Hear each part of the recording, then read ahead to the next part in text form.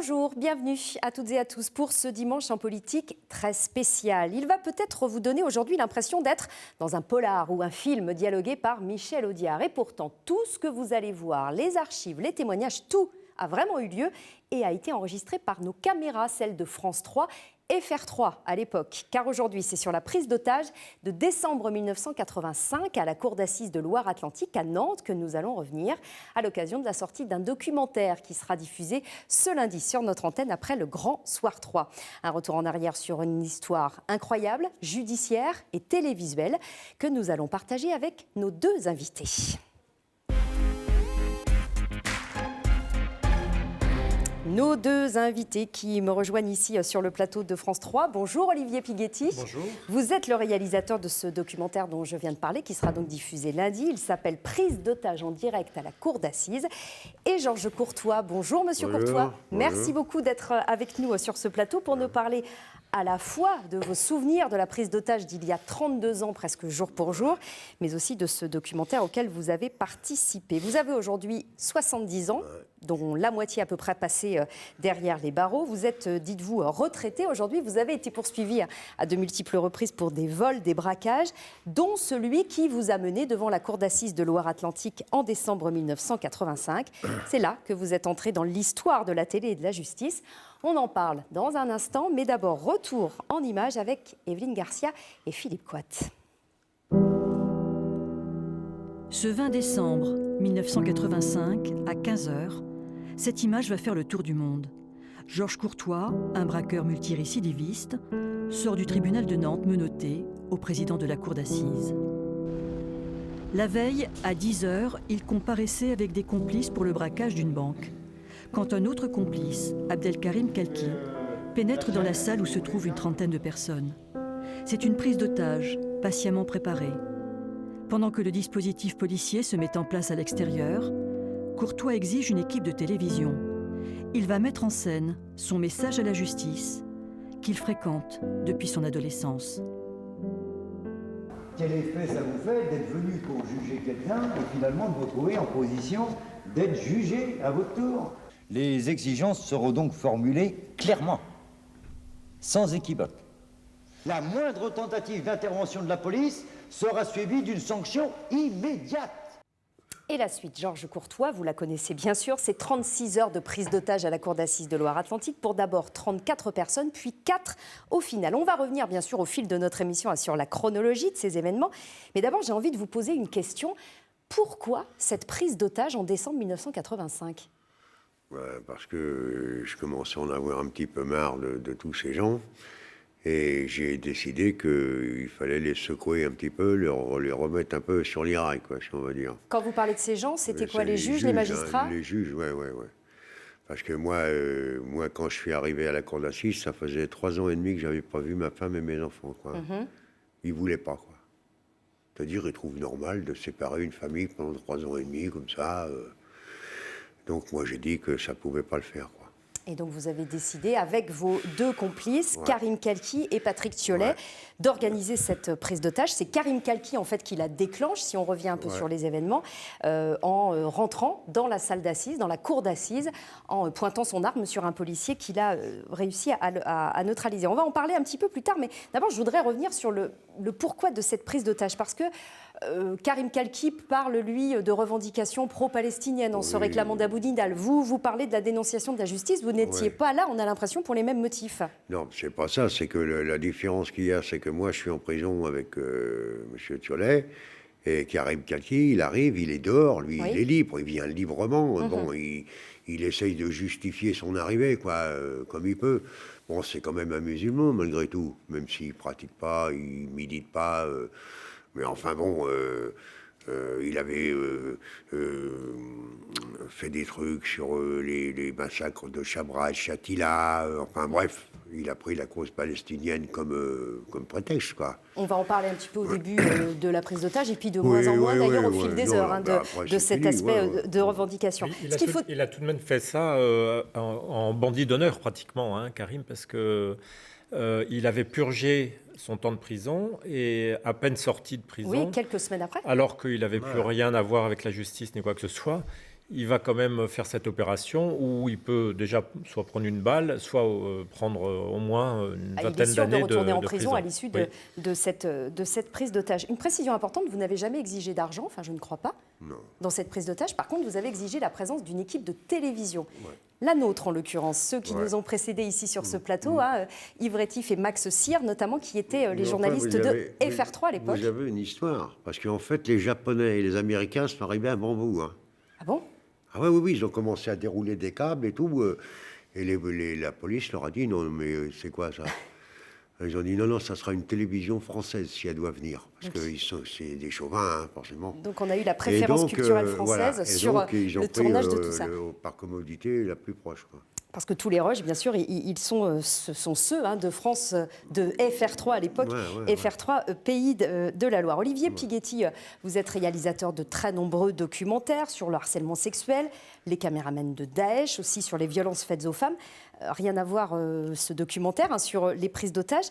Vous avez réussi un coup de maître pour ce documentaire, on peut le dire, c'est de réunir l'ancien truand, ici présent, Georges Courtois, et le grand commissaire qui lui a fait face à l'époque, c'est le commissaire Broussard. On assiste dans le documentaire à face à face, tout à fait extraordinaire entre les deux. On regarde un extrait de ces retrouvailles que vous avez organisées et on en parle juste après, regardez. Alors Robert, comment ça va? Bonjour mon ça va? Ça va? Et toi? Ah, je suis content de te revoir. Ah oui, ça fait vraiment plaisir. Ça change au point de vue du lieu, hein? Oui. Assieds-toi, s'il te plaît. Bon alors, comment tu vas? Eh ben, moi ça va. Moi, tu sais, j'ai pas le culte des personnalités. Mais j'étais content que tu sois là. Enfin, j'étais content que tu sois là, c'est une façon de parler, parce que bon... Je suis content de te voir, mais c'est pas pour autant que je vais partir en Java ce soir. On part pas ce soir en moite, alors? Non, avec moi ça marche pas. Et tu le sais très bien. Bon, c'est incroyable, ces retrouvailles, Olivier Pighetti et Georges Courtois. On a l'impression de deux vieux copains qui se retrouvent et qui se tutoient d'office. C'était les rapports qu'il y avait à l'époque entre la police et les gangsters. Hein. C'était assez... C'était la belle époque? C'était la belle époque, c'était une bonne époque, parce qu'il y avait une espèce de respect mutuel, il n'y avait pas de déconsidération, on va dire. Il n'y avait pas celui-là, c'est un sale poulet, l'autre c'est un sale mec. Non, c'était pas comme ça. Il y avait du respect entre le flic et le voyou. Ah ouais, bah oui. Je compare ça aux équipes de rugby, en fait. C'est-à-dire qu'elles jouent un match très rude, assez violent, et à la fin, bon, il y en a un qui gagne ou qui perd, mais après, on va boire un coup ensemble. Ouais, la troisième mi-temps, voilà, on l'a fait là.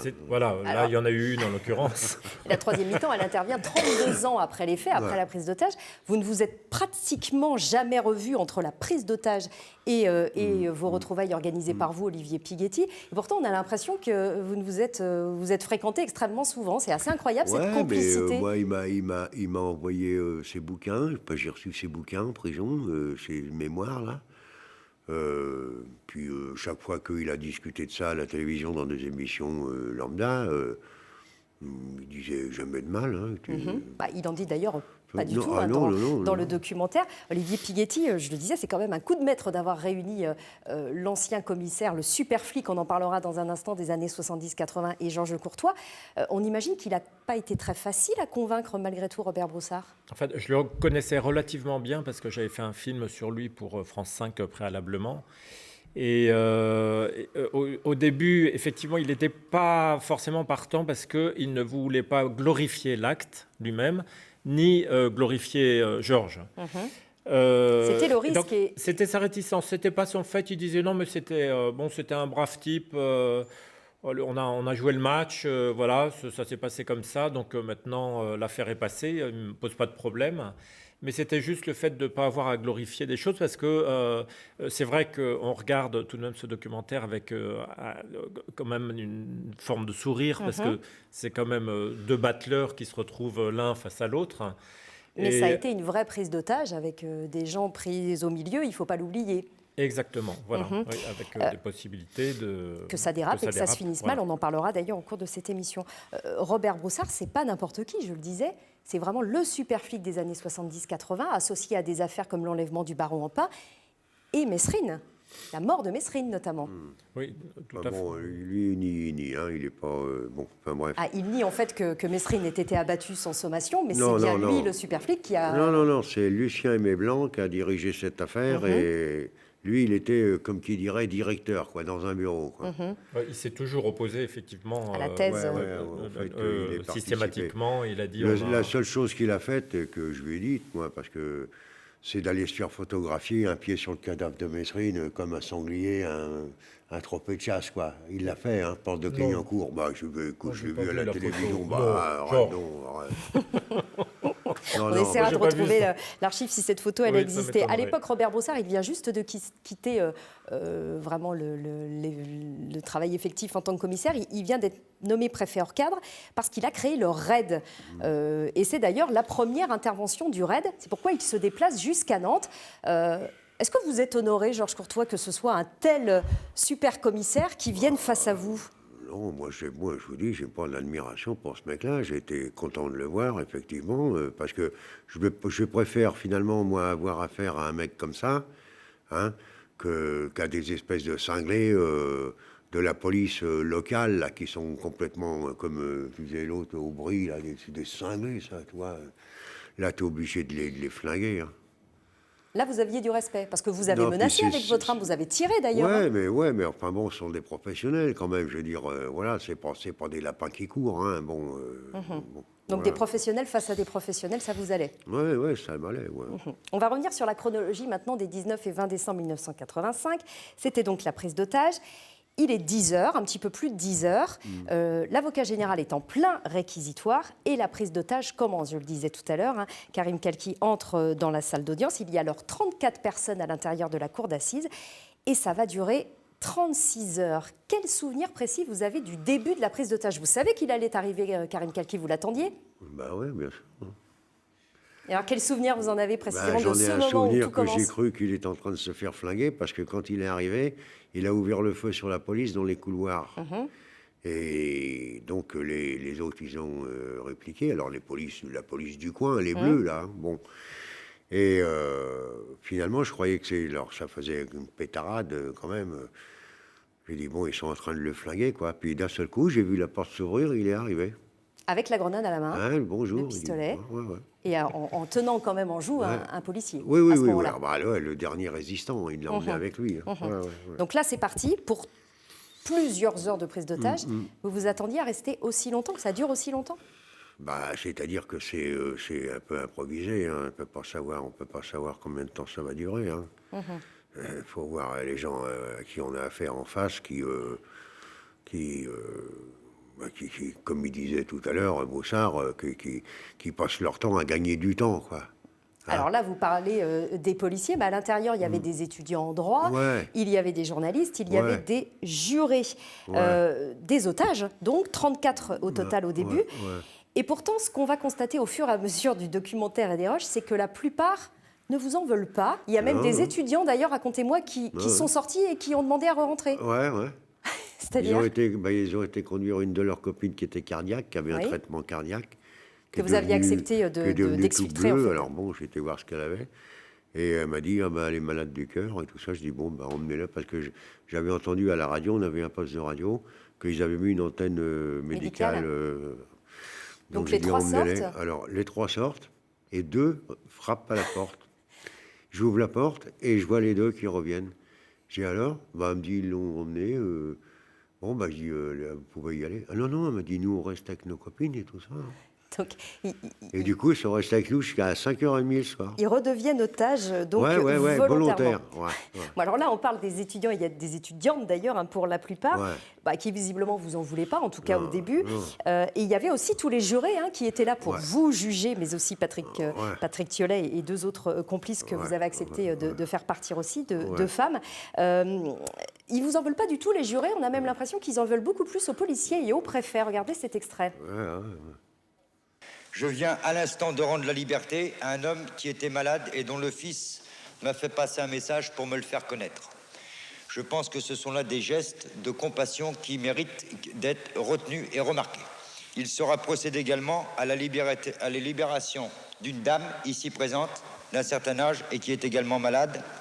et qui pourra donc rejoindre ses foyers sans problème. Courtois a été très gentil de me voir très fatiguée, vu que je suis diabétique, il va donc me relâcher. Mais je trouve que les autorités sont quand même un peu lentes à se manifester. Dans cette affaire-là, les négociations traînent du fait de la police.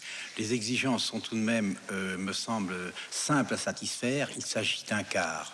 Pour le reste, nous faisons totalement confiance aux hommes qui sont là.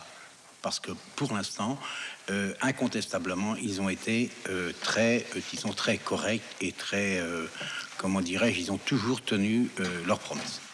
Alors, attendez, on va remettre les choses en place. On a bien compris, là, ce sont les otages qui parlent de leurs preneurs d'otages, en leur disant on leur fait confiance, ils ont été très corrects et on n'a aucune raison de douter d'eux. Et ils ont beaucoup plus de doutes, visiblement, par rapport à la police. Et au préfet, vous les avez quasiment ralliés à votre cause, là, on a l'impression. Ah ouais, bah oui, mais d'ailleurs, je vous dis, ça a fini par une qu'on va voir tout à l'heure, là, qui est venue me voir au parloir pendant 10 ans. C'est ça. Une des otages qui est venue vous voir, vous rendre visite en Elle a prison. Divorcé et tout. D'accord, elle vous a demandé en mariage Non, elle a divorcé par le fait qu'elle ait pris fait et cause pour nous. Son mari, c'est un fondé de pouvoir. Il ne veut pas entendre parler de ça. Hein, bon, il n'a pas bien compris. Donc, elle a divorcé, quoi. On vient de vous voir, Georges Courtois, au début de cet extrait. On a l'impression d'être dans une salle de théâtre. Ouais. Vous faites votre show un petit peu. Ouais, mais enfin, il n'y a pas de cachet, quoi. C'est ça. Il n'y a pas eu de cachet. Enfin, il y a eu de cachet à la fin, hein, quand même. Il y a quand même eu une peine à la fin, on y reviendra tout à l'heure. On a l'impression que vous êtes dans votre élément, la cigarette à la main, et que vous avez votre public, et bien sûr tous les téléspectateurs du monde entier qui vous regardent par caméra interposée. Ça vous a plu ce moment Sincèrement, on a l'impression. Nous, on ne sait pas exactement ce qui se passe en retransmission sur le moment. On n'en sait rien. Hein. Mais vous avez réclamé les télés, donc vous avez bien l'idée que ça va être suivi quand même. Alors la télé, c'était, j'ai expliqué ça tout à l'heure, c'est pas une question d'être vu ou pas vu, c'est une question comme je disais tout à l'heure, j'aurais pu demander des gilets pare-balles, quoi. C'est-à-dire c'est une protection, quoi. Hein. Donc vous aviez compris ça aussi. On ne tue pas les gens devant les caméras comme on les tue dans un petit coin du couloir du palais de justice, quoi. Ouais, mais du coup, tout est retransmis au niveau international. Olivier Piketty, on parle de ces rushs en tant que documentariste. Les rushs, c'est la matière première, notre jargon télévisuel. C'est extraordinaire. Ça représente combien d'heures de rush, ce qui a été tourné par nos collègues de FR3 à l'époque? Alors, bizarrement, très peu. C'est-à-dire, c'est une cassette, d'ailleurs, qui pendant une période était perdue, mais qui représente à peu près 2 heures de rush. Mais c'est de la pépite. C'est-à-dire que n'importe qui, n'importe quel journaliste aurait souhaité pouvoir se trouver à l'intérieur et avoir l'occasion de pouvoir tourner ça, parce que c'était vraiment ils en ont sorti de la pépite. Donc chaque intervention était juste incroyable. Et le plus dur, ça a été de choisir, bien sûr. Voilà, le plus dur a été de choisir. On imagine. On revient sur la prise d'otage. Au bout de quelques heures, vous décidez de relâcher les étudiants et les étudiantes. Là, vous leur donnez le plus le choix, même s'ils veulent rester. D'ailleurs, ils sont un peu moins partants pour rester. Ils sortent. Puis les jurés qui aussi, vous restez avec les 4 magistrats. Vous obtenez enfin, non pas un car, ce que vous aviez demandé, mais une voiture. Et vous partez vers l'aéroport de Château-Bougon. Alors, racontez-nous très rapidement. Alors, il y a un truc absolument incroyable. C'est que vous faites un petit aparté, un petit décroché par la gare de Nantes, en emmenant vos otages dans la gare, un soir de Noël, comme ça, de départ en vacances pour Noël. J'ai proposé à Broussard d'attaquer un Crédit Lyonnais aussi, qui m'attendrait sur le trottoir avec ses cagoulés. Il n'a pas voulu, il a dit non, on ne déconne pas. Et je suis allé à la gare, puisqu'il y avait tout un arsenal qui m'attendait là-bas. Donc j'étais le chercher, quoi. Et vous avez fait quoi à la gare de Nantes? J'ai récupéré l'arsenal et mon otage, il a porté le sac. Hein. Non mais on est bien d'accord. Donc le président du tribunal que vous teniez en otage avec les menottes a porté l'arsenal, donc les armes que vous aviez mis de côté dans une consigne, enfin que votre complice. D'accord. Et tout ça au milieu donc des gens qui partaient en vacances pour Noël. Ouais. D'accord. Bon, on imagine qu'aujourd'hui c'est juste absolument impossible, mais à l'époque ça s'est fait. Vous l'avez fait, la preuve. Ensuite vous partez pour l'aéroport qu'on appelait encore Château-Bougon à l'époque. C'était en 1985. Et là, de nouvelles heures de négociation commence, on regarde un autre extrait. 5 minutes plus tard, la voiture des malfaiteurs démarre pour se rendre en bout de piste. Arrivé en bout de piste, la guerre des nerfs se joue jusqu'à 20h30.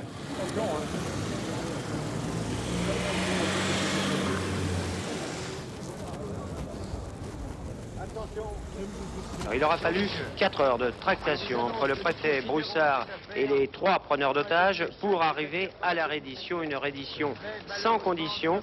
Disons que le préfet Broussard, il va nous l'expliquer dans quelques instants, a surtout agi sur les conditions psychologiques. On peut dire que le moral des malfaiteurs était sérieusement en baisse. Je vous annonce que nous considérons cette affaire comme un demi-échec, c'est-à-dire comme un demi-succès.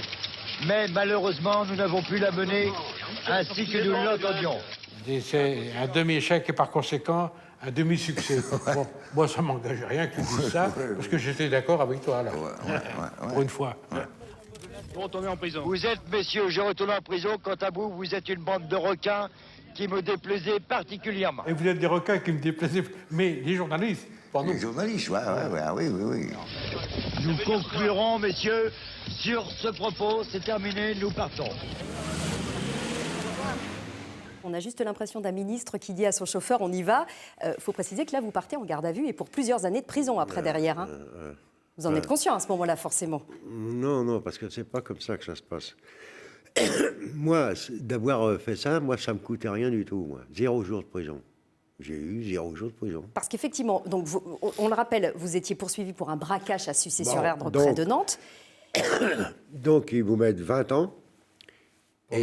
Pour le braquage. Et 20 ans pour ça. Voilà. Sauf qu'en France, on n'accumule pas les peines. On ne pouvait pas dépasser 20 ans. On ne fait pas l'addition des ans. peines. D'accord. Si, on peut. Du moment que ça ne fait pas plus de 20 ans. Maintenant, c'est 30. Hein. Voilà. Donc, de toute façon, vous vous disiez, j'ai rien à perdre. 20 ans. Et d'ailleurs, vous avez été condamné à 20 ans de prison. Le procès a eu lieu en 1988, à la fois pour cette prise d'otage et pour le braquage. Alors, ce qui est rigolo, c'est qu'ils m'ont enlevé la peine pour le braquage et ils m'ont laissé celle... Celle pour la prise d'otage. Ouais. D'accord. Donc, en fait, le braquage, il est quasiment passé à l'as. C'est ça? Au Crédit Agricole de Sucé-sur-Erdre. Vous gardez... Quel souvenir, vous, de ces 2 jours assez incroyables? Dans votre vie, il y a un avant et un après, quand même. Il y a un avant, un après. Non, il y a surtout un continu, parce que quand vous prenez une peine comme ça, dans une affaire comme ça, ça dure un petit moment, quand même. Hein. Mais vous le saviez, en fait. Vous le dites, d'ailleurs, au cours du documentaire. Hein. On est prêt à mourir. On s'attendait, d'ailleurs, à mourir, à ne pas sortir vivant de la cour d'assises de Loire-Atlantique et à être... exécuté, en gros, c'est pour ça que vous faites venir les caméras, vous venez de nous le dire. Donc vous savez que vous prenez beaucoup de risques à ce moment-là. Oui, mais enfin bon, moi ça m'a pas traumatisé plus que ça. Ça n'a pas l'air, effectivement. Non. Est-ce que c'est votre moment de gloire, Georges Courtois? Oh non. Un peu quand même. Oh non, moi vous savez, j'ai une vie assez dissolue auparavant, hein, depuis l'âge de 14 ans. Hein. Moi j'ai été... dans les maisons de correction, tout ça. Dans les maisons de correction, je le disais, vous avez 70 ans, vous avez passé la moitié de votre vie derrière les barreaux pour différents délits, des braquages. Mais on se le dit entre nous, vous ne seriez probablement pas connu, en tout cas reconnu avec cette notoriété. Buvez un petit coup, oui, ça. On ne fait pas forcément ce métier-là pour être reconnu. Hein. Ah ben j'imagine. Mais c'est quand même ce qui aujourd'hui fait votre notoriété. Vous le savez d'ailleurs, vous avez sorti un livre. Oui, écoutez, il faut bien que ça rapporte aussi quelque chose. Hein. Olivier Pighetti, vous connaissiez Georges Courtois longtemps avant ce documentaire?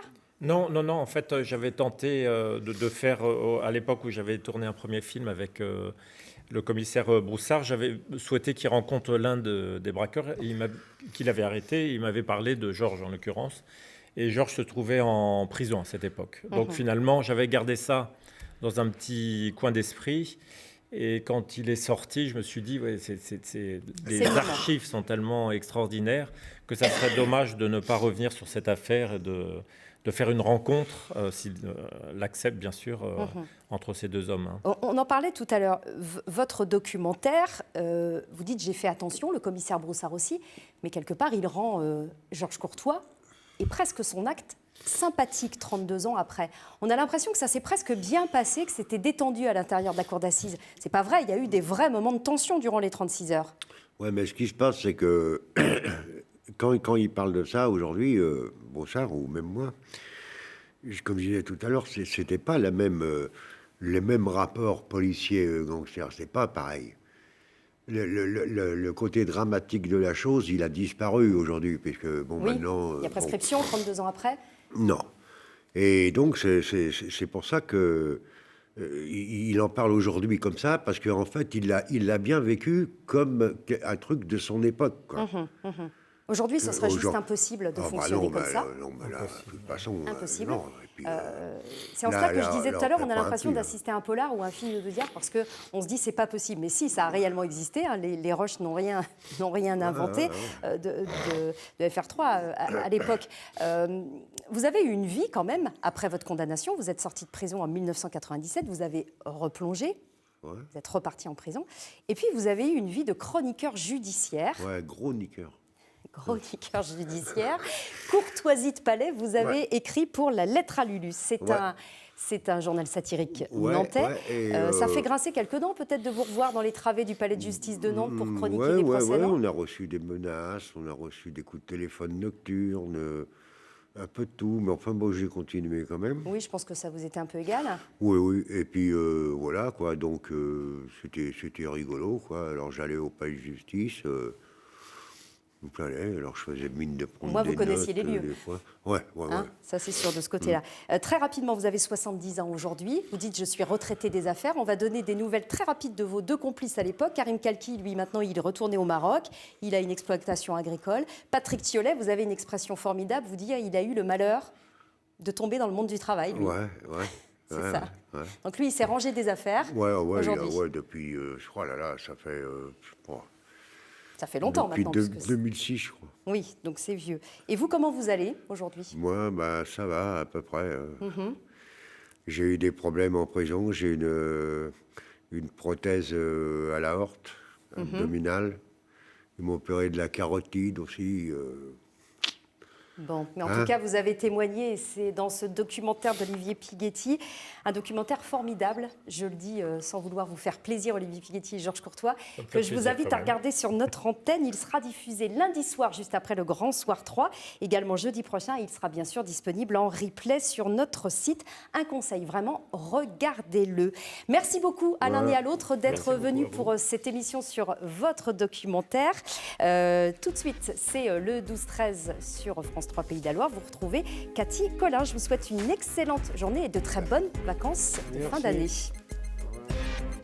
Alors bougez pas, restez là.